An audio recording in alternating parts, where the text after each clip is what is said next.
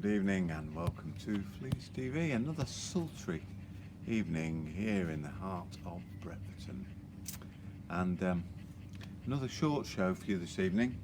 But I'm here, stood outside the main door of the Fleece, looking at this rather lovely bench here that was restored from basically two metal frames and put back together by my dear old dad, and he used some wood that he reclaimed from the doors of an old dockyard warehouse in Hull.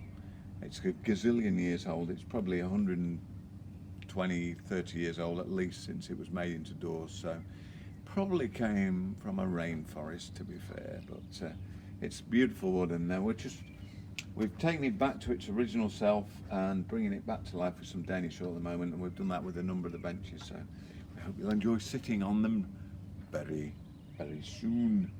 And you can see the flowers are coming nicely up in our pots and nicely juxtaposed against the Fleece in well.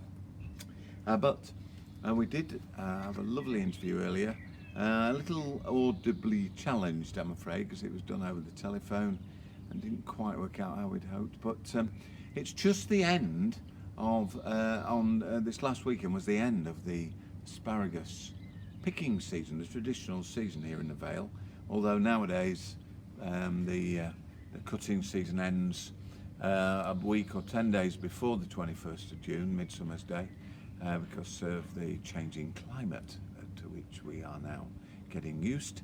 But nonetheless, the season ended officially on the 21st, just this last weekend. And Glynis would come with us at the start of the season every year to various locations across the UK to help launch the Asparagus Festival here in the Vale. And here's me and her having a little chat earlier in the day. So good afternoon, and I'm joined today by Glynis Dray, who is a regular on Asparagus launch days. Good afternoon to you, Glynis. Hello there. Hello. Hello. Now, when did you first get involved with the Asparagus Day, Asparagus event, and the Asparagus Festival? Well, I was thinking about that and thought, well, I feel as I've always been involved, but it's been going since 2006, and I've only actually been involved since 2012. So 8 years. 8 years. Yeah. Can you tell us what was the first one that you went along to? It's very exciting. It sort of happened, really. I came along to I'd been on the asparagus, the springtime in the Vale trip a couple of days before, and I'd met Angela, and she'd invited me to come along. She'd seen me drawing on the coach trip and invited me to come along and record what I could of the asparagus event. But it wasn't any better organised than that. So I turned up at the Fleece at 8:30 on my bicycle from the Honeybourne station, and it went from there. Because we should point out that the thing you do on these asparagus trips is to make a drawn. You draw what happens on the day, don't you? Can you tell us the sort of things you drew on that first day? Yes, I actually produced an A3 collage, if you like, on the hoof, all done live in pen and ink of events as I see them happening. I don't get a timetable. It's very much going along with it. And on that first day, we went from the Fleece at Brepperton. I was treated to some lovely asparagus dishes when I arrived, which was just as well because I don't remember much food for the rest of the day. And then we went to Stratford to see Shakespeare's birthplace, his house. Yeah. And I sketched that. Well, I think the gentry were eating at that point. Anyway, I sketched that while I was waiting, and then I waved goodbye to everyone and thought, oh, that's it then, because everyone was going to London, and it just got into me to follow them. And so my friend was with me, gave me a lift to Leamington Spa, and I got on a Marylebone train, and then bought the tube to Green Park, ran across the park, and was sketching Buckingham Palace because I knew they were going there, but I didn't know where. And literally within 10 minutes of getting there, I saw Gus, yours Nigel here. And he probably remembers that moment when I ran across to him out of the middle of nowhere. I said, "What are you doing here?" Yeah, brilliant. And there we are. Yeah, and you've been recording, you've been doing these things ever since, haven't you? Right, yeah. Have you got a particular favourite? I was rather fond of the day we went on the steam ride. We went from the newly opened Broadway station, that was in 2018, down to Cheltenham Racecourse, and then we were treated by a spectacular display of riding by the disabled youngsters.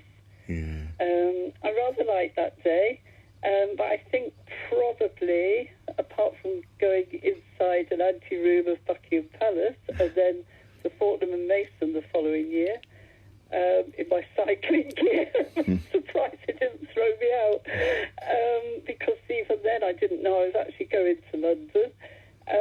I think perhaps the one that took the biscuit, so to speak, was last year's when we went to the Chelsea Royal Hospital, and seeing the gentlemen's faces this year when they've all been in lockdown. Yes. Recognising so many of them. Oh, yes, indeed. A brief visit, but they proudly showed us round, and to have been in the Royal Chelsea Hospital and be shown around by these remarkable ex-servicemen who just love what it's all about, and to share that, and then to see them again this year, all confined to barracks, literally. Yes, indeed.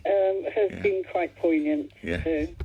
Yeah. Okay. Well, thank you guys for joining us this afternoon. It's been great to have a chat, and we hope to see you next year when we go on another adventure. I must quickly mention the ride I got in the Morgan as well. Oh, yes. Driven all around the ends of the Cotswolds by Bill Higginson, I think it was. Yeah. A Prescott Hill climb. In a Morgan. It's something I'll never forget. No, always a pleasure. So thank you for the opportunity to discuss what I do. That's a pleasure. Yeah? Thank you. Thanks very much, Glynis. Thank all you. the best. Bye-bye. Bye. Now, hello.